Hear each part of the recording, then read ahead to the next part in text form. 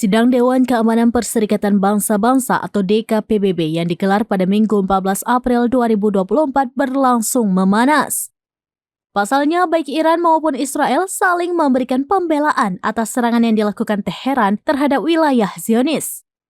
Utusan Iran untuk PBB, Amir Said Iravani, mengungkap alasan penyerangan militernya terhadap wilayah Israel.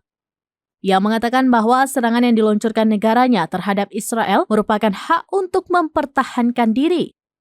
Sebab Republik Islam Iran menganggap DKPBB telah gagal menjaga perdamaian dan keamanan internasional. Penilaian ini diberikan setelah Israel melakukan serangan terhadap kedubes Iran di Damaskus, Suriah pada awal bulan ini.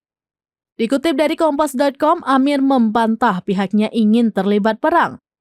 Sementara itu, utusan Israel untuk PBB, Gilad Erdan, mendesak DKPBB untuk menjatuhkan semua sanksi yang mungkin terhadap Iran.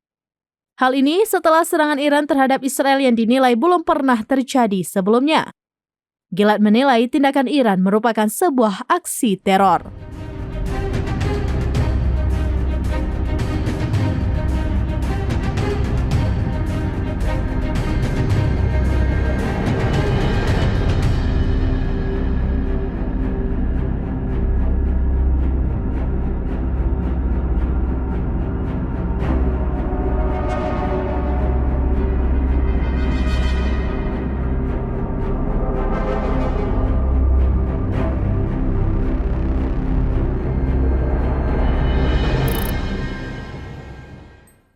Download Tribun X sekarang, menghadirkan lokal menjadi Indonesia.